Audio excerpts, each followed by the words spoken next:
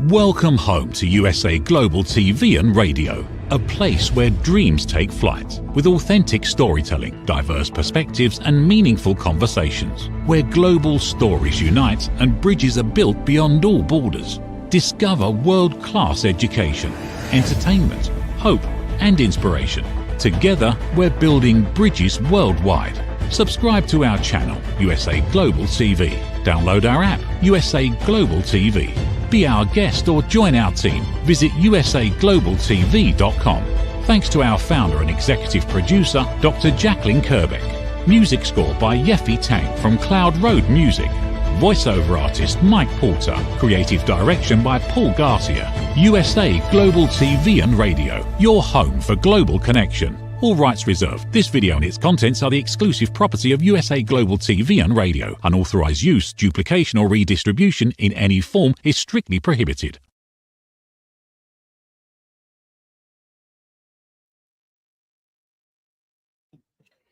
Hello and welcome home to USA Global TV and Radio, home of the YouTube Silver Creator Award for passing 100,000 subscribers on our first channel.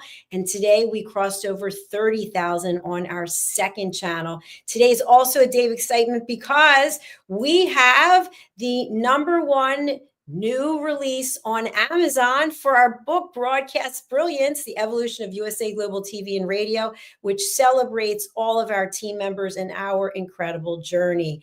I'm Dr. Jacalyn Kerbeck, and I want to say hello to all of our loyal fans and to our new fans and to our friends at E360 TV. Thank you for distributing our content to all of your platforms. Our show today is a woman's prerogative. We have a very fascinating topic because this doesn't actually occur very often that we have this option. What if you had a day, 24 hours, all to yourself, and you could do anything you wanted, didn't have to get permission or approval, and you could just explore whatever it is that your heart desires? What would you do?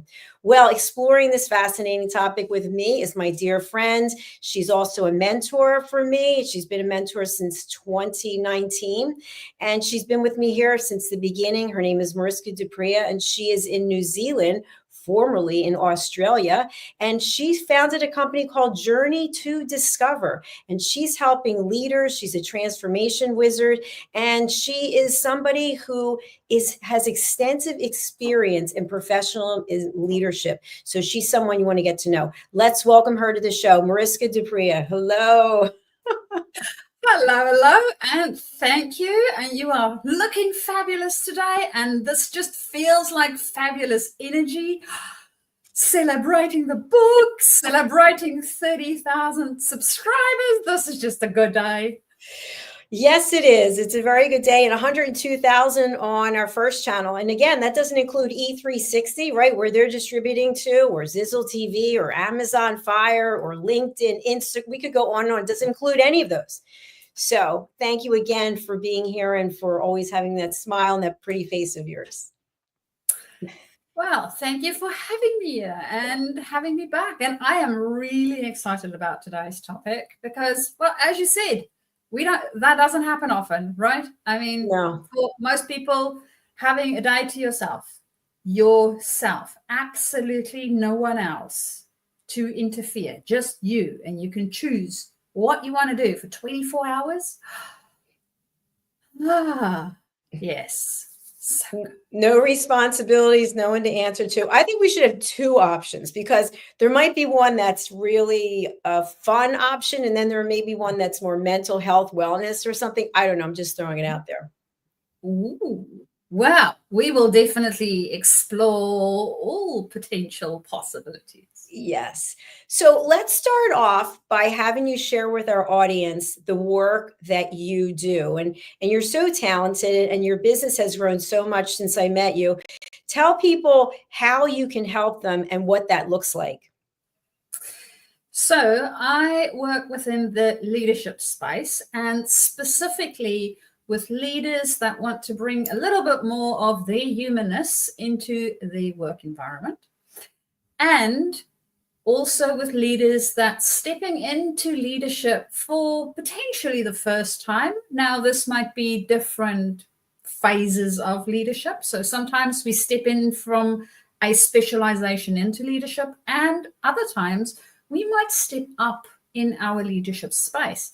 And different skills are required for these different places where we need to interact.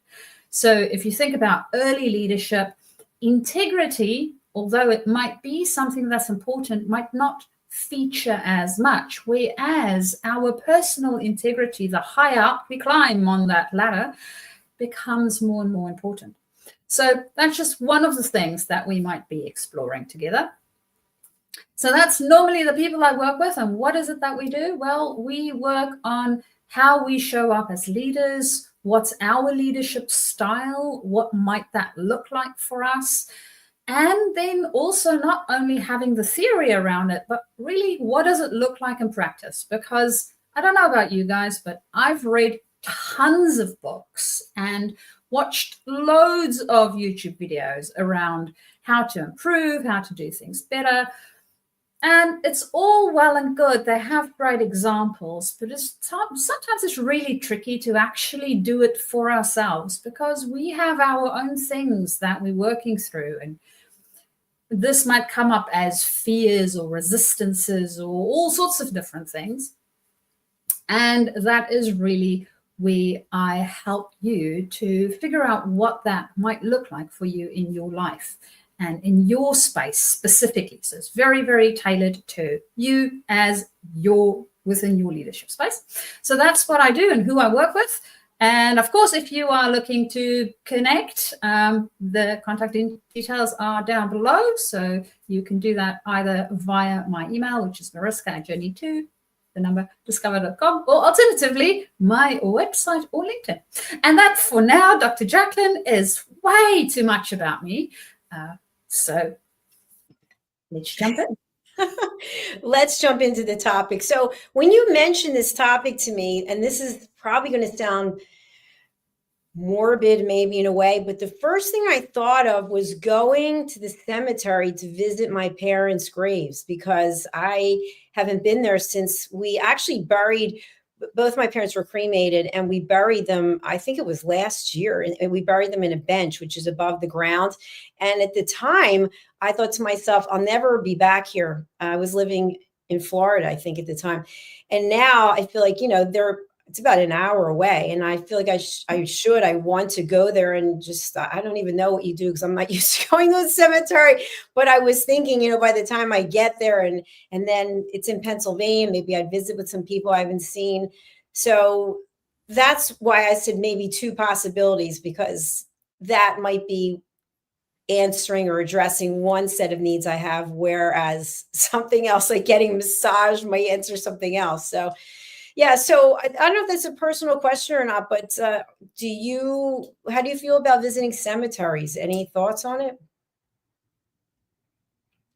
Personally, I think it is a very grounded space. Excuse the pun. There's literally a lot of soil around. And we are grounded when we get to a time when we are there. And for me, it feels like a place where all the crap, all the shoulds and shouldn'ts of life are removed.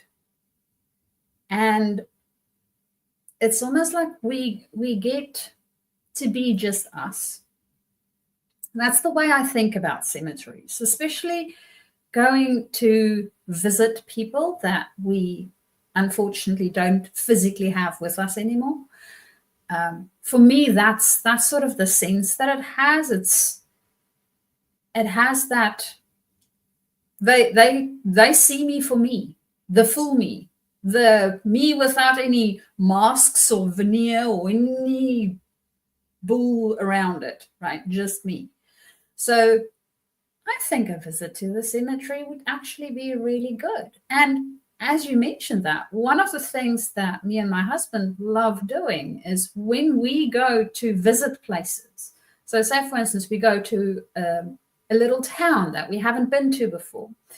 We would go to their cemeteries and just walk around and see who's been buried there, how they've been buried.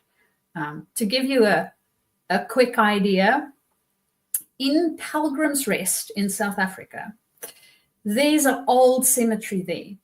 So there's people there in that cemetery that's been buried that did some crimes. There was a couple of robbers that's also been buried there.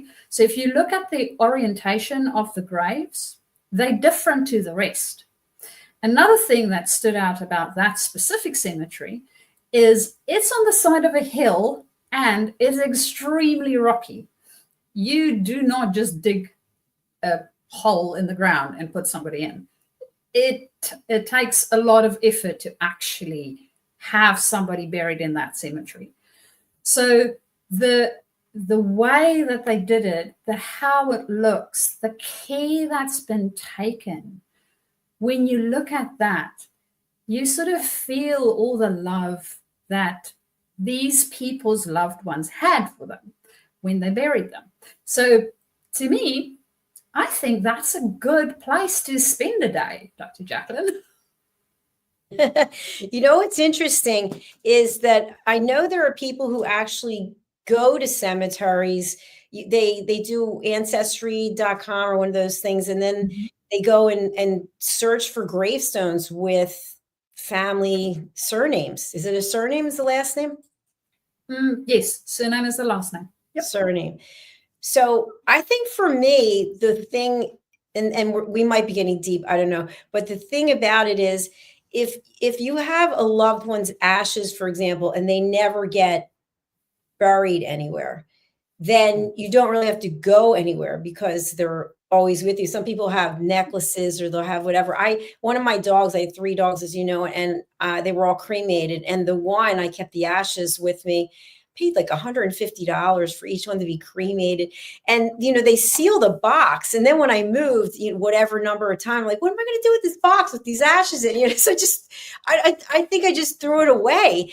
But that's what's interesting is that if people were just cremated and then the ashes were in an urn in your house or something, you wouldn't have to go anywhere.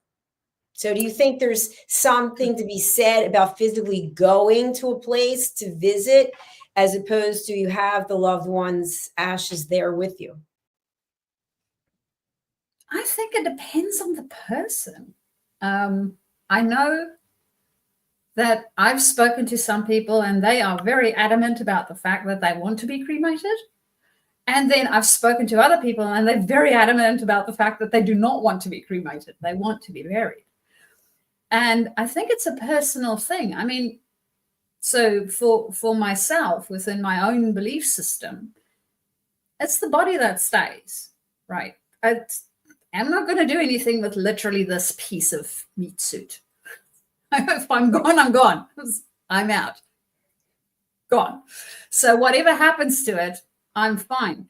It's more of a what would be helpful or useful for the people that stays behind. And if that means that they put me in an urn, well, put my body's ashes in an urn, because, sorry, you will never be able to put me in an urn. Although, nobody puts baby in a box. Become a genie in a bottle, or an urn in this case. Right. Who knows? But no, I don't think I want to go down that path. That might be a little bit creepy for some. So if that is something that works, and thinking about myself, if I were to think about, okay, I'm physically not in the country where I was born. I don't have any family. Is this correct? As far as I'm aware, I do not have any family in Australia. I might, very far family, but I don't think I have any family in Australia that I'm aware of at the moment. I do have some in New Zealand, but they won't be too worried about coming to visit my grave. So potentially, it might make sense for me to be cremated and then it be shipped off back to South Africa. I don't know. What would my family do with that? I really don't know. I might put a little letter and say, well, just put my ashes next to the stream on the farm, and then I'll have a nice place that I can think of when I think of this lifetime's end. But yes, other than that, I'm not really too fussed with what happens to my body. In saying that, that's not for everyone. For different people, different things. And I know with my grandparents, they actually have the same grave. So when my grandmom died, she got buried about a bit deeper down than my grandfather, because she needed to make space for him too. And he was it was the other way around. Sorry. It was my granddad first and then my grandmother. So he's a little bit lower down and she's on top of him. So they literally have two on top of one another, and then you have side by side ones. It is a very interesting thing. And this is a very interesting topic, seeing as we wanted to explore how to use your entire 24 hours. Yes. So I had just said, because I haven't visited my parents' grave site, that I might go and do that if I had 24 hours. But on the other side, one thing I'd love to do is get a massage. And I typically get a massage once every year and a half, every 2 years. And I think it's like tonight I went to bar class. I don't know if you have that in New Zealand, but if you think about a ballerina and the ballet bar, but this is called off the bar. And so you have an actual bar that's weighted that you hold, and then you do things on one leg. And I noticed my feet, standing on one leg, my feet are very tight. It's almost hard to stand on one foot. And I used to have great balance. It's not that my balance is that bad, it's that my feet hurt. And I think it's because I'm standing a lot, like broadcasting, I'm wearing slippers. So I think that's the problem. But I'd love to go for a 90-minute massage. That would be amazing. Do you like massages? I do. And I'm currently in the same boat as you, in the sense of did quite a bit at a stage and now haven't done any in a very, very, very long time. And I actually, the other day, I was reading through an article about detoxing, I think it was. And they had something on there that part of that detox, it is good to go for a massage, so that you can actually get all of the junk and stuff out of your cells, your physical system. And I thought, oh, yes, I want to be doing that. In saying that, I do not even have any idea who in my vicinity would be good for massaging. So I'll need to do some research. To what you said, there's a lot of validity in that, by getting the junk out of your system. So I think the last time I had a massage was when I turned 60. I'm 62 now. And I remember it was a gift that my family gave me. And afterwards, I got really sick. And I was told by several people that is normal, that when you get a massage and the toxins are coming out of your body, that you may then get ill. So I thought, who wants to pay X number of dollars and spend 90 minutes so that you're sick afterwards? So I just stopped getting massages. So I don't know if there's any validity to that or not, but I have heard other people say that they've also felt under the weather. Now, maybe if you got a massage every week, if there's anybody out there who gets a massage every week, I know here in the States, I don't know about New Zealand, but we have businesses where you can pay a certain monthly fee, a subscription, and then you get one massage included for that, and then any others are at a discount. So that's an enticement. But at this stage in my life, I'm trying to get rid of as many subscriptions as I can. Because you know what happens? You just start paying money every month for things you're not even using. Yes, that is something that I have also found not very useful necessarily. So I'm also very cautious about subscriptions. If I want to have a subscription, it needs to be something that I really want to do and focus on. So I'm with you on that one. Not sure whether we have any massage subscriptions. I have never looked into it, so that might be something to look into, especially when detoxing. It might be helpful to do a couple and not just one every so often. So potentially that might be a wise idea.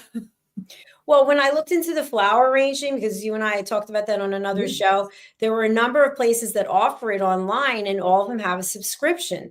And so it's kind of hard because you don't know if you're going to like it or not. And then and by the way, I found this with subscriptions that, so I had eyelash extensions for, I guess, the last 3 months. And then I just couldn't take it anymore. That's another story. You go and sit and wait. You know, you get your head back and they're doing your eyelashes for an hour and 10 minutes. And then they're falling out. And then the owner tells me that I have a 60% retention rate, which she thinks is great. I'm like, 60% is an F. No, I don't think so.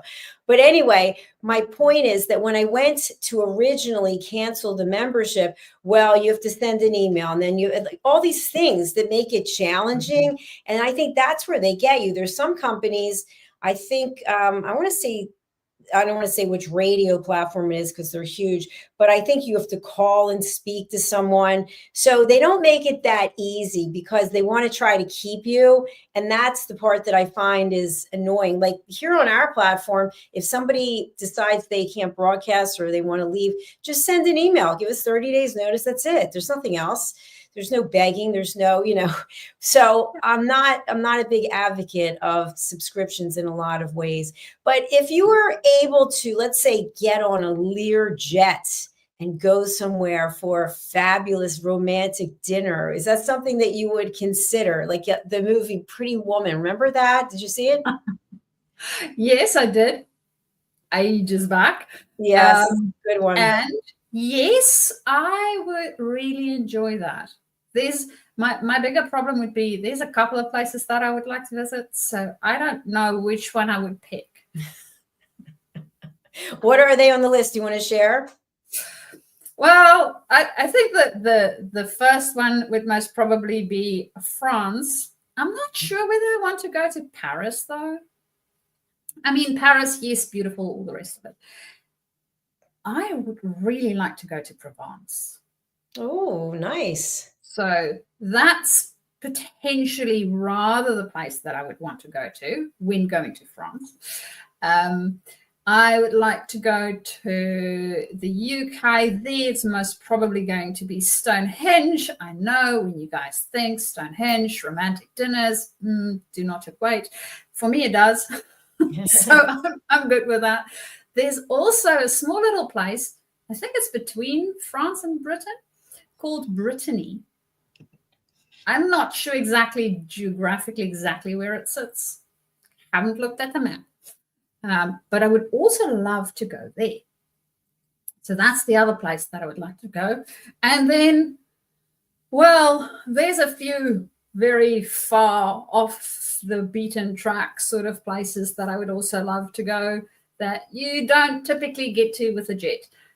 So I'm not sure whether my dinner reservations, or even if there is places there that would give you dinner, I would most probably need to pack a picnic basket for it, which I'm fine with. I'm happy with picnic baskets, and most probably also look for the right time of the year so that it is a nice day when I go, even if it is snowy, and of course be prepared for said snowiness. Which actually reminds me of something that I read not so long ago, because one of the places that popped into my head for some odd reason was that very, very big mountain. Dr. Jacalyn, what's that mountain? I am not good with that stuff. I don't know. A lot of people climb it every year. Oh, I was going to say Mount Rainier. That's not it because it's in the No, the highest one on the planet. Yeah. I know. I can see the people climbing. Kilimanjaro, is it? That's in Africa, isn't it? Oh, yes, that is in Africa. No, I can't remember the mountain's name.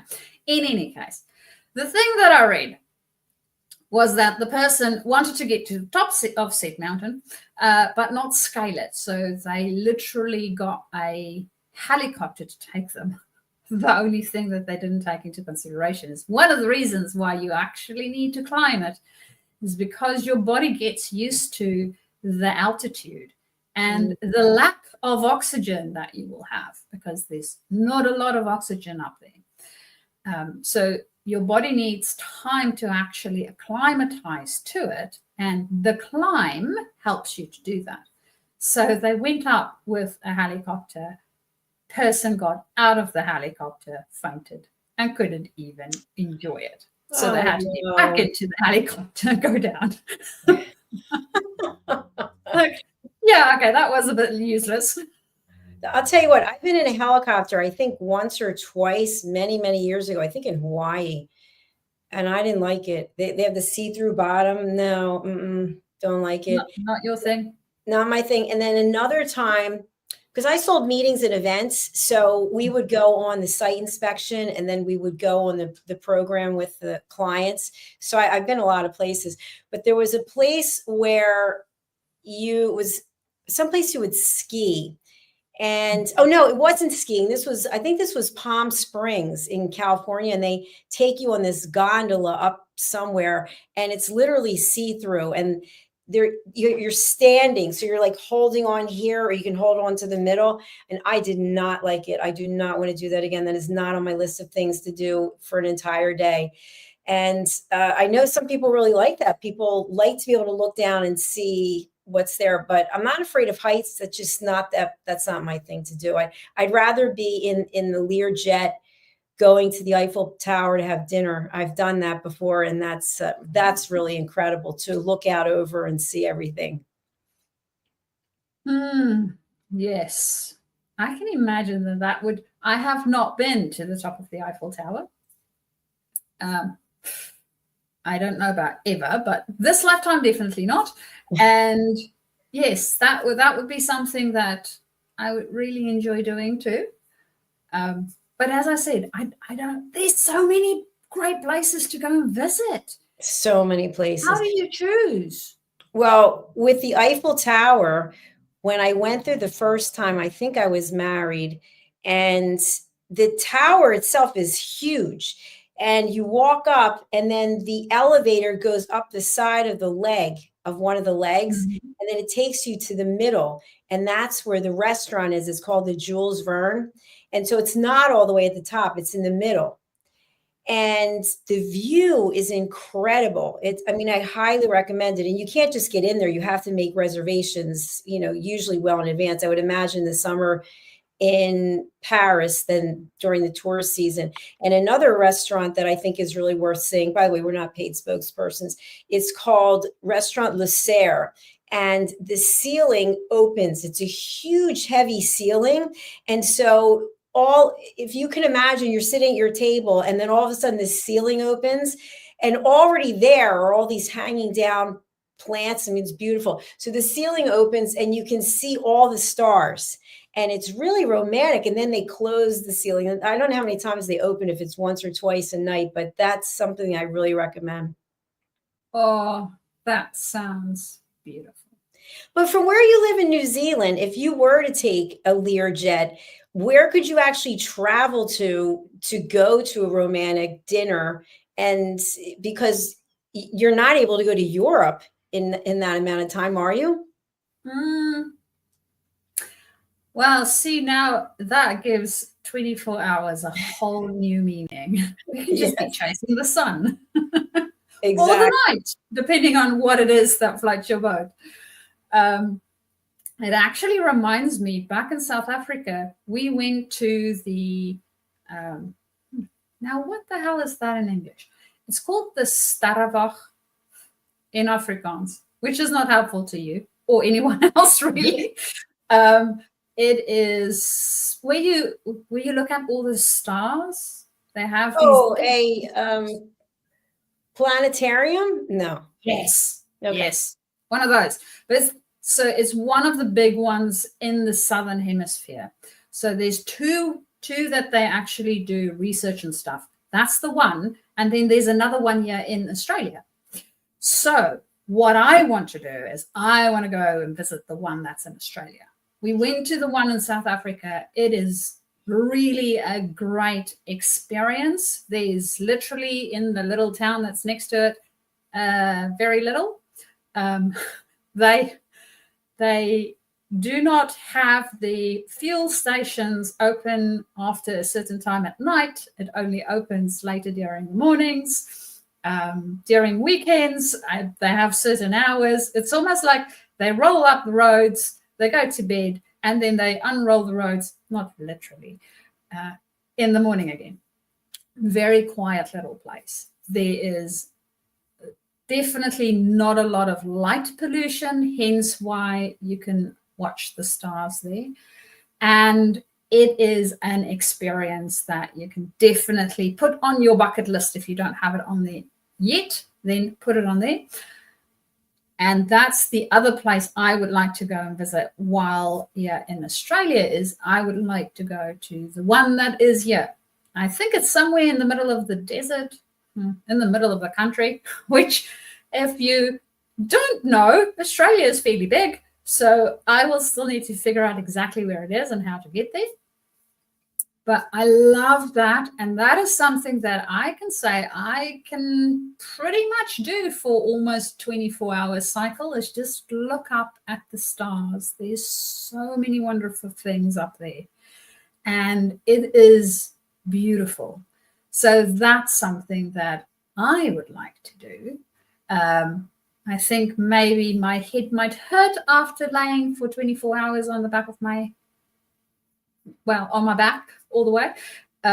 So potentially I'll need to pepper in a few other things, such as jetting off and going to other exotic places. Who knows? Or chasing the sun. Mm-hmm. So, Dr. Jacalyn, have you ever gone to watch stars? Is that something that you are into or not? Quite? When I was in high school, I think we went to the planetarium, and I always remember it was so cool. You would look up, but your neck would always bother you because you were like leaning back on something. But I thought it was amazing, and I really admire when people have a telescope and they can look out their window and see what's going on out there, because I think that's something that we take for granted just in general. So for me, I'm not in nature very often, so I'm not always really looking up at the stars until the summer when I have an opportunity to do that. And the sky is really amazing. We watch the sunset and the sunrise. It's neat. So I have done that in the past.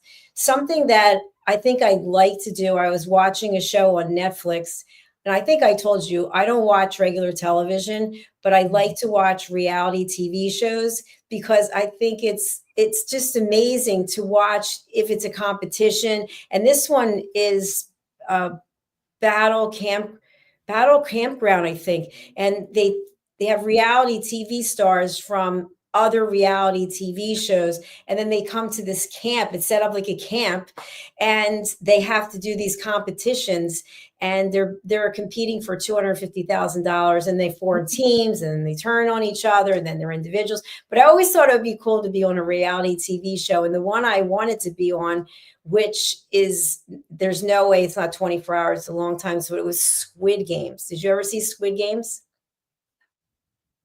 Look no, I have not. What do they do? It takes place, I believe, in Korea. And they go and find people who are hard on their luck, who need money. And this guy shows up in a suit, and he gives them this business card, which you can't read because it's not in English, and tells them to call the number. And then they call the number, and I'm trying to remember, but they end up coming to this facility, this huge facility that looks like just a big warehouse. And then they have these people who are working there in the Squid Game, and they have on these pink outfits. They're just covered. You can't see them. And then on the front, they have an O, or they have a triangle, or I think they have a square, and that denotes what their role is there at the Squid Games. So you have all these people competing, and they're doing games that we would do as children.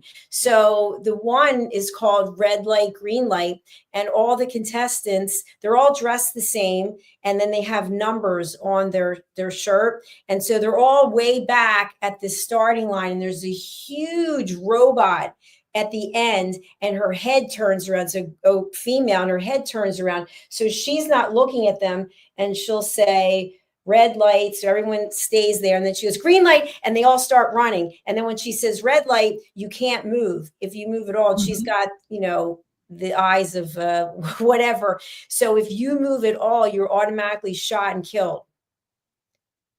Ooh. Yeah. This is the part of the game I don't think I'd want to be on. That sounds quite lethal. Yeah, and then so it was very interesting, and they had the first series and they had the second series. But what ends up happening is people form alliances, and it's like this on all the reality TV shows. Usually you get in with people you trust, and then because of the nature of the show, you have to separate and then turn on the people you trusted. And it's all a mind game, like Survivor, any of them. And the part I like, not that part of the Squid Game, but the part I like is understanding the person's thought process, because in the end, it's about winning money.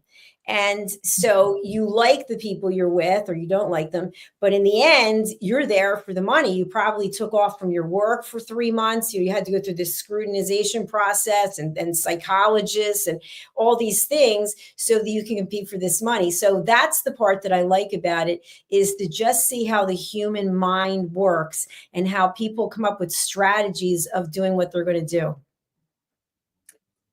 Well, I'm with you with the how people's minds work. I'm not so sure whether I will be down for being shot because I did something that didn't quite work according to the rules. Let me rephrase. I think I'd like to produce a reality TV show. How about that? Produce one. Ooh. That would be different. Yes. Ooh. Okay, so if you were to produce a reality show, right, what would the rules be of said show? Well, one of the shows that I really liked, and now I'm not going to remember the name. So before I get to the rules, the shows like The Housewives, do you watch any of them? I have on occasion. Yeah, well, there's only one that I watch, and that's Beverly Hills. And I noticed over the years, it's starting to, I don't like when people are out to dinner and there's other diners that are having dinner, and these people start screaming at each other and throwing drinks. And it's like, come on, you're a grown person. So I really don't like that. I don't like the backstabbing and all of that. So that's not a show that I would want to do. I'd want to do something where if I was producing it, it's using your mind. So there's a show that was just out. Why can I not remember it? And people can win. One person can win $1 million, and it takes place actually in Canada. It takes place in this beautiful resort. They've changed the name of it.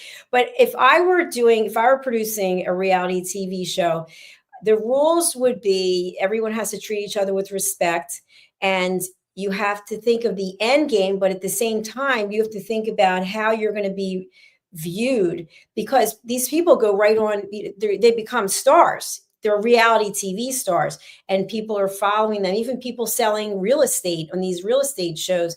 And so then you get labeled, you get a bad reputation because of what you did in the reality TV show.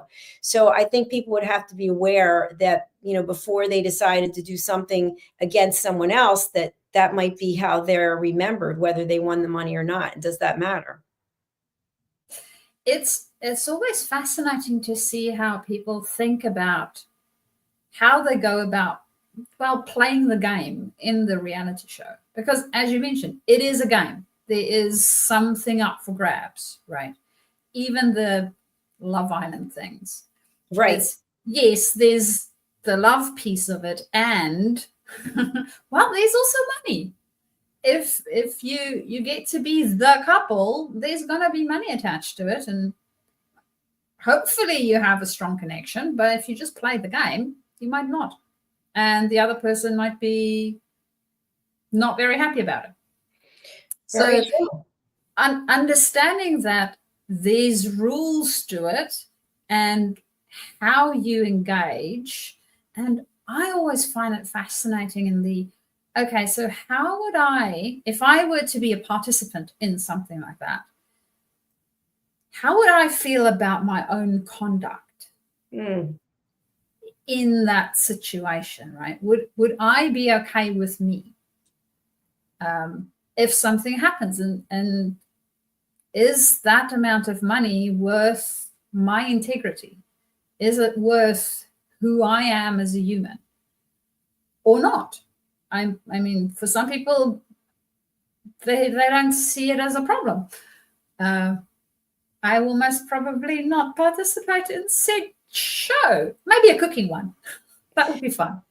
But, you know, there is, to your point, there's a movie that is really, that was the whole core of it. It was, I believe, with Robert Redford, Demi Moore, and I think Woody Harrelson. And I think Woody and Demi are married, and they're somewhere, and Robert Redford is very wealthy. And she goes in to try on a dress, I think, in the store, and he's there. And anyway, I don't know if they're all staying at the same place. I can't think of what it was, but he actually offers the two of them $1 million to sleep with her for one night only. And the two, have you seen it? I don't remember the name. It was such a good movie because it really made you think, because there's that temptation, and then there's the money, and then there's the after the fact. And so the two of them as a couple went back and forth and finally decided that she would sleep with him. And then she got the $1 million. And then I think she ended up with him, and they ended up not being together. And so everything that they had built was ruined. And then I think everything with the new couple was ruined. So it was really fascinating to watch, because they made a decision like, how will we ever have $1 million if we don't do this? But at the same time, can you really, and maybe for some people, because they have open relationships, it's not a big deal, right? It might not be a big deal, but in the end, there's always something to throw in the other person's face. And when the money's gone, I don't know, it's a tough call. So for $1 million, like, you're not going to see me on Survivor sitting on a log with ants crawling on me, or you're not going to see me on Naked and Afraid. No, I'm sorry. But if I'm fully clothed, dressed really well, and I'm, you know, having nice meals in a castle, and I have to do some mind games, I think that would be good. So the Squid Game is out. Now that I think about it, the Squid Game is totally out. Yeah, I don't know what I was thinking when I said that. Well, it was really about the mind games piece of it, right? So, and that can go scary movies. For those that watch all the Saws and all of those sort of things.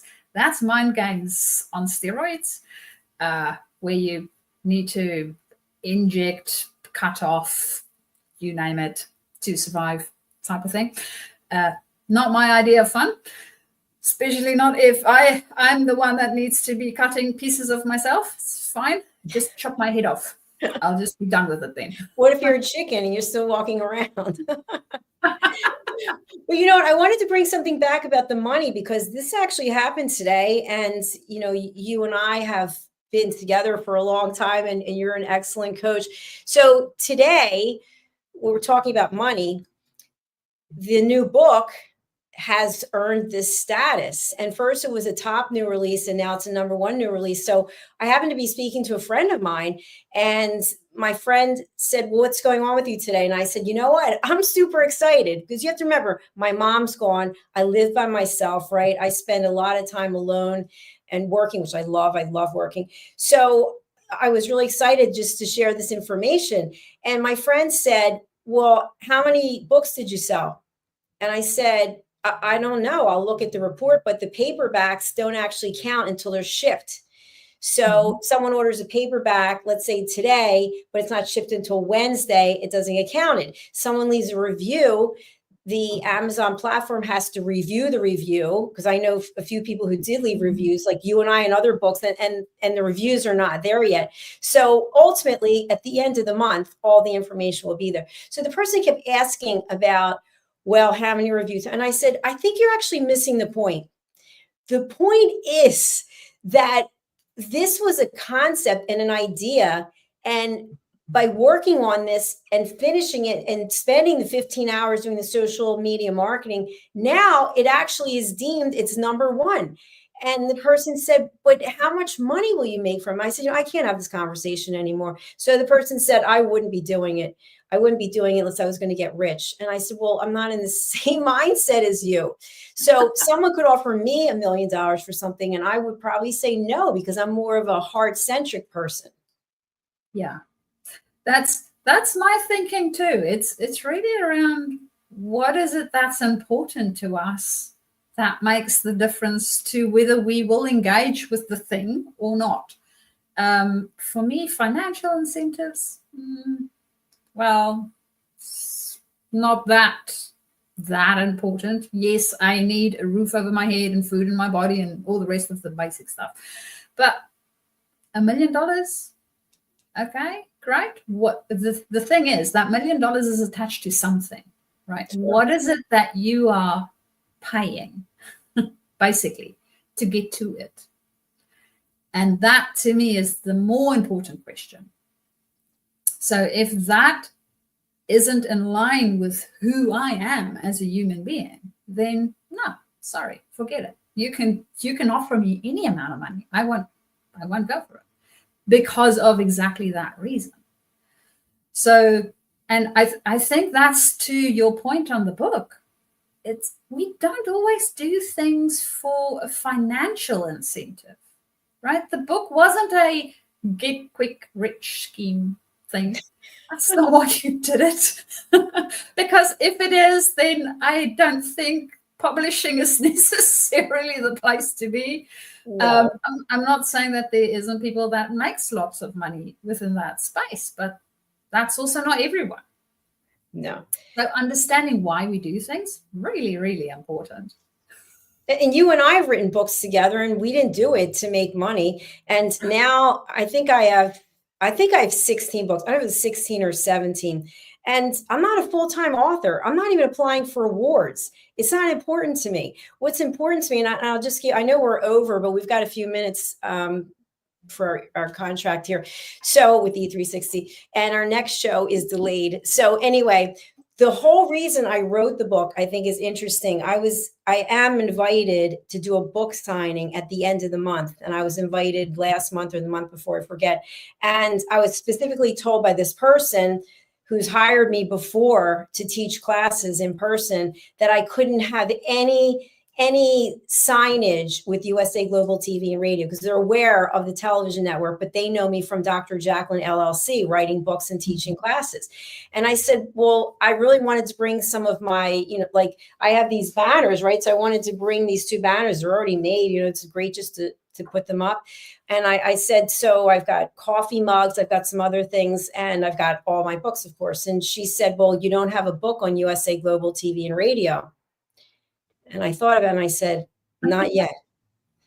Not yet. And I called my book coach, or I texted him, and I said, guess what? The other 2 books that we have, we're putting them aside, and we're focusing on this. And I think that's why yesterday I spent that 15 hours, because I thought to myself, this is something that I wasn't thinking I was going to do. And now I'm doing it, and I want that gold star. But it's not just for me, it's for everyone, because we probably have 40 team members who are mentioned in there, and bios and show graphics and contact details.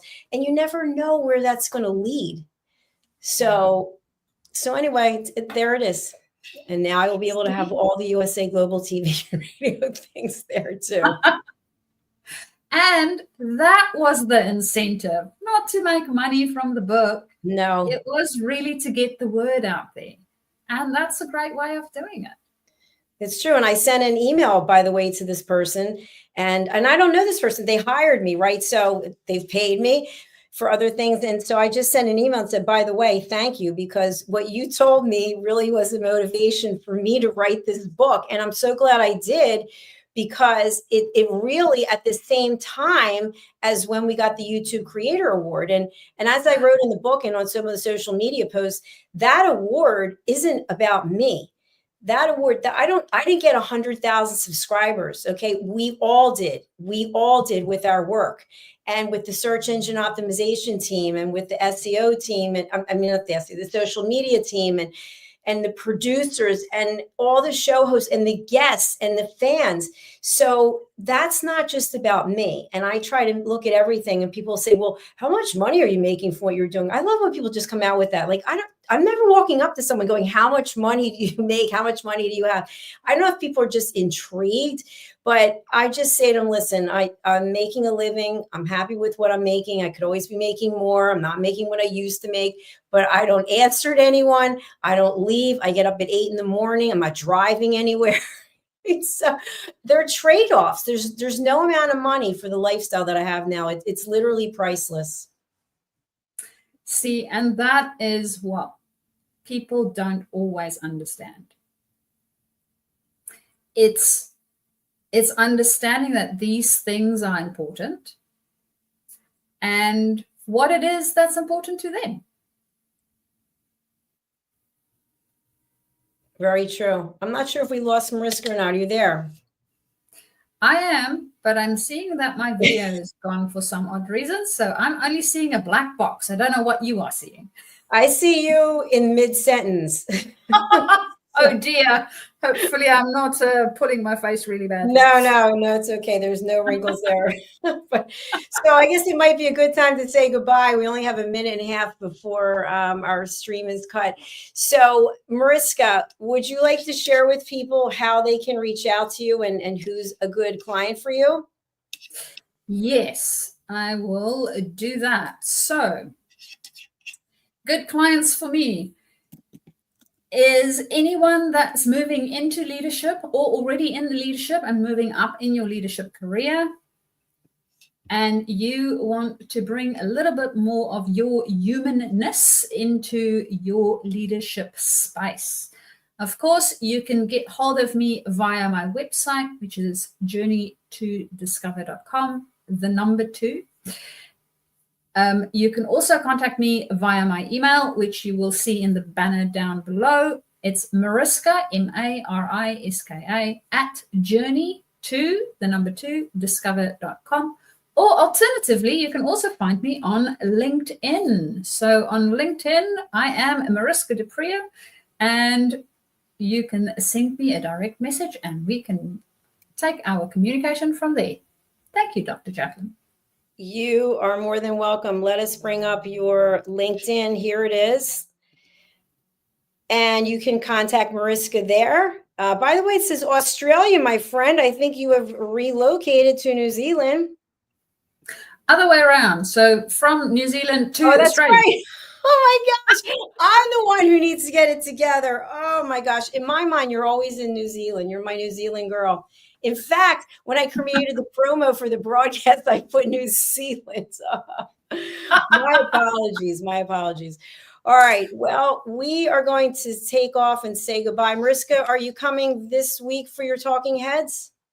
Yes, indeed. You will be seeing me this week for Talking Heads, and hopefully I will not be a frozen screen, but we'll be actually interacting. That would be great.